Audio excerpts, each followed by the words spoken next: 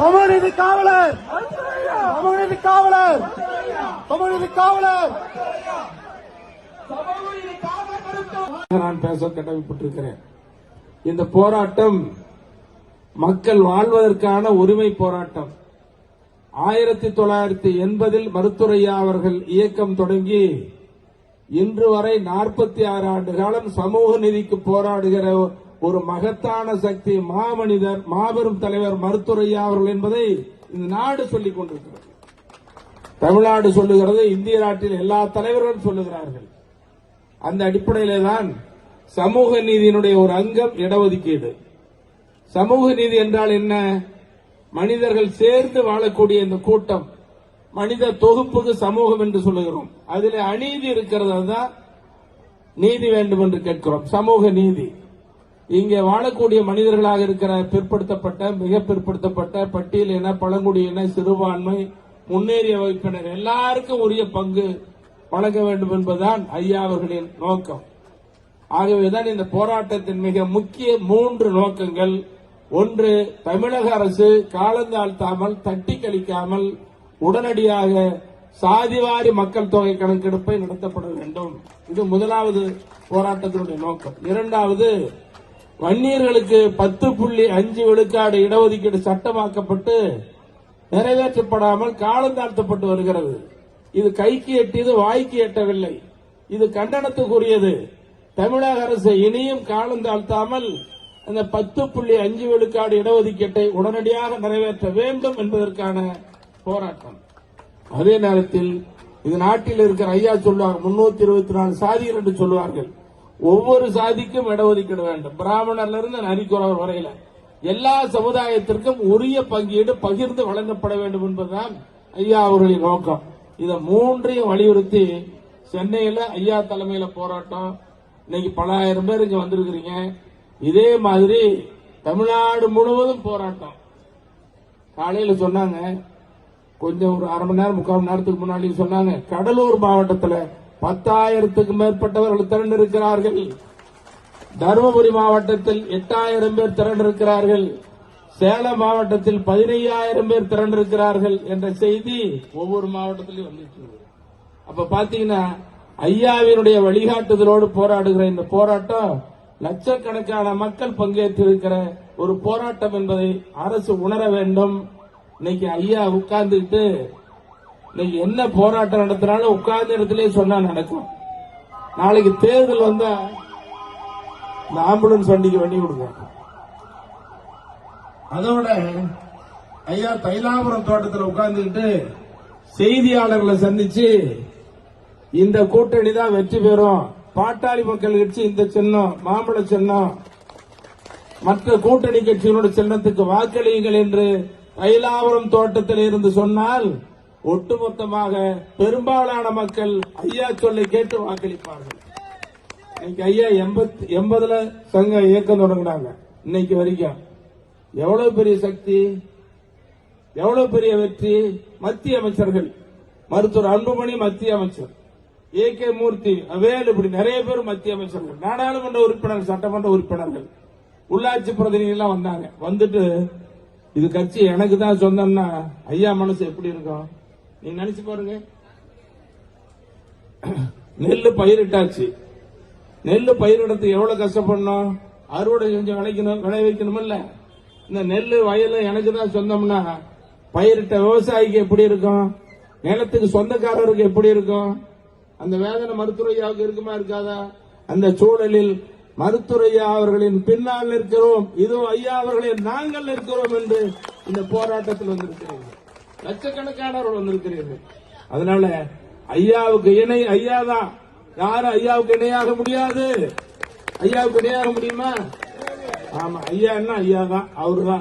அவர்தான் வழிகாட்டி. அவர் மூத்த தலைவர். இன்னைக்கு தமிழ்நாட்டில் இருக்கிற எல்லா அரசியல் கட்சி தலைவர்களை கேளுங்க.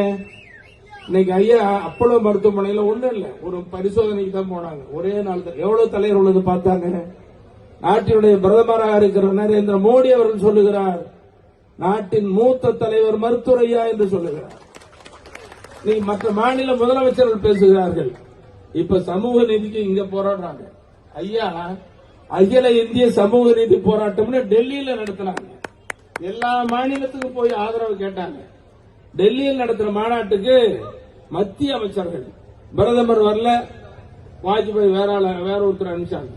மத்திய அமைச்சர்கள், மாநில முதலமைச்சர்கள், துணை முதலமைச்சர்கள், அமைச்சர்கள் எல்லா கட்சிகளும் வந்து கலந்துட்டாங்க.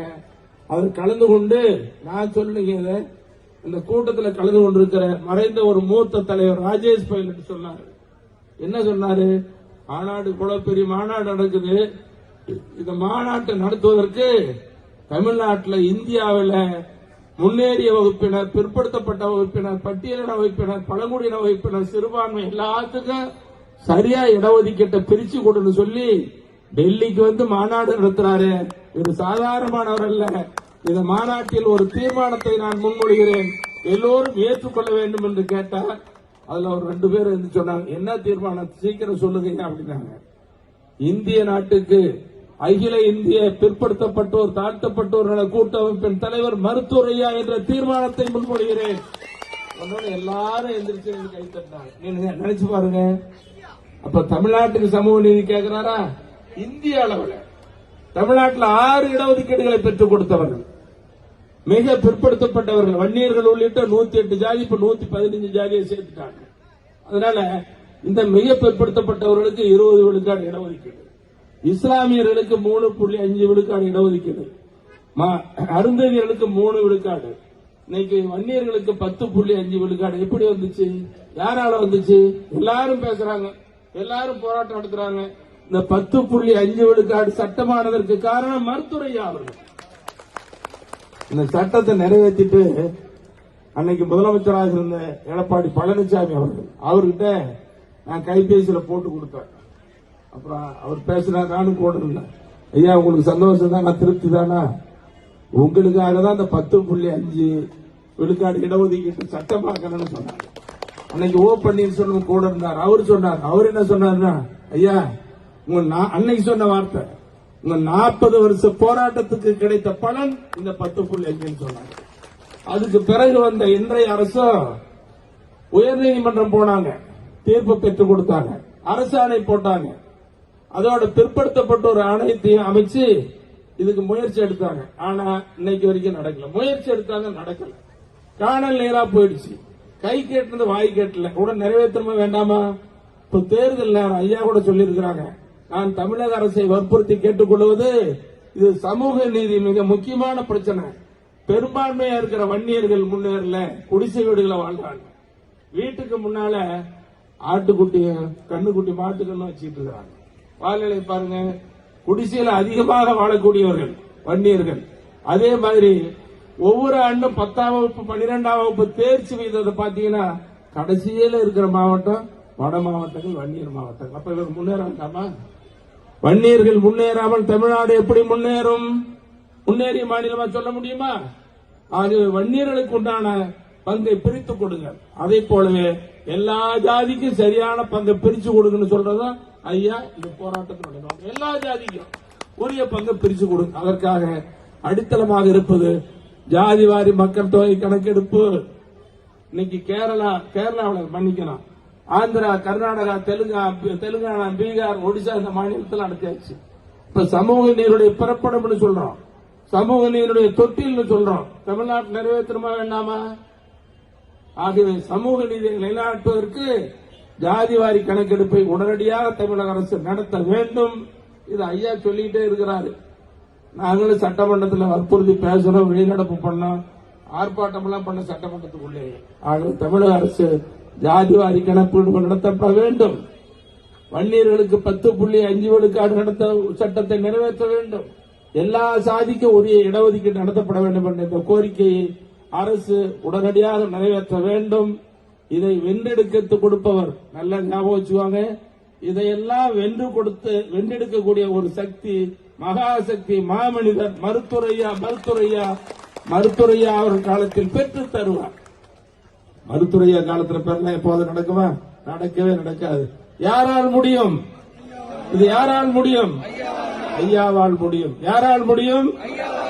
ஆமா, ஐயா பின்னால எல்லாம் நிக்கிறோம் தானே. தமிழ்நாடு திரண்டு வந்து கொண்டிருக்கிறது. மீண்டும் மிகப்பெரிய போராட்டத்தை ஐயா அவர்கள் அறிவிப்பார்கள். அதற்கு அரசு வழிவிடக்கூடாது, இடம் கொடுக்காமல் உடனடியாக நிறைவேற்ற வேண்டும் என்று கேட்டு இந்த போராட்டத்தில் பங்கேற்ற வெயில்ல நம்ம சகோதரிகள் உட்கார்ந்து ரொம்ப கஷ்டமா இருக்கு. ஐயாவை பார்க்கணும் போராட்டம் வந்த அன்பு சகோதர சகோதரிகளுக்கு அனைத்து நிர்வாகிகளுக்கும் நன்றியை தெரிவித்துக் கொண்டு ஐயா தலைமையில் அணிவகுப்போம். நாளை 26 தேர்தலுக்கு ஐயா வெற்றி கூட்டணியை அமைப்பார். பாட்டாளி மக்கள் கட்சி மாம்பழம் சின்னத்தில் அங்கீகாரம் பெறும். அதற்கு நீங்கள் எல்லாம் ஆதரவு நல்வீர்கள் என்ற நம்பிக்கையோடு இந்த போராட்டத்தை வெற்றி போராட்டம் அனைவருக்கும் நன்றி என நன்றி சொல்ல வருகிறேன். நன்றி, வணக்கம். மருத்துவர் ஐயா, தமிழக போராளி மருத்துவர் ஐயா, வாழும் பெரியார் மருத்துவர் ஐயா, தமிழக போராளி மருத்துவர் ஐயா, சமூக நீதி போராளி மருத்துவர் ஐயா, தலைவர் மருத்துவர் ஐயா, வெளிவெள்ளி மருத்துவர் ஐயா, மருத்துவர் ஐயா, சமூக நீதி போராளி மருத்துவர் ஐயா, சமூக நீதி போராளி மருத்துவர் ஐயா.